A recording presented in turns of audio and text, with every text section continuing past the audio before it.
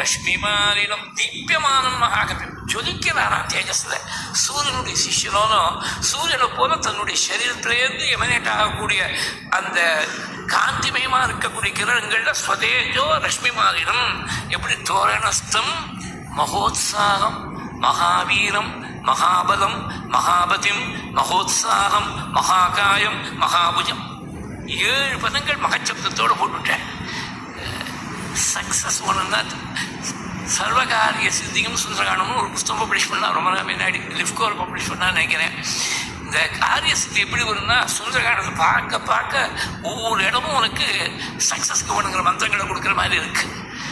எப்படி இருக்கார் ஆஞ்சநேயர்னா மகோத்சாகம். மகோத்சாகம் வந்து ஒரு ஸ்லோகத்துக்குள்ள 2 முறை ஒரே வார்த்தையை ரிப்பீட் பண்ணிருக்கார்.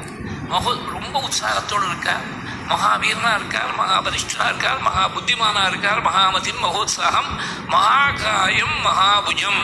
பெரிய பிரம்மாண்டமான சரீரம் பிரம்மாண்டமான கை அதெல்லாம் இருக்கட்டும். ஏன் மகோத்சாகத்தை ரிப்பீட் பண்ணார்னா இதுதான் ரொம்ப குரூஷியல். உனக்கு சரீரத்தில் பலம் இருக்கா, சரீரம் அஜானுபாக பெருசாக இருக்கா, அதெல்லாம் செகண்டரி. உனக்கு சக்ஸஸ் வேணும்னு சொன்னாக்க உற்சாகம் நிறைய இருக்கணும். அதை டிரான்ஸ்லேட் பண்ண உற்சாகத்துக்கு எந்தூசியாசம்னு ஒரு அர்த்தம் உண்டு. இந்த இடத்துல fashion. You must have a passion for what you are doing. If you are passionate about it, சமமே தெரியாது. எத்தனை நாள் ஒர்க் பண்ணாலும், அதாவது if you get to do a job which you love, you will never know what is tiredness. இதுதான் சூக்ஷ்மம்.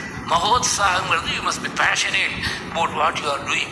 அது எதுவாக இருந்தாலும் சரி, சமையலாக இருந்தாலும், உபன்யாசமாக இருந்தாலும், கச்சேரியாக இருந்தாலும், ஆஃபீஸ் வேலையாக இருந்தாலும், பிஸ்னஸாக இருந்தாலும், எதுவாக இருந்தாலும் you must have a passion for what you are doing.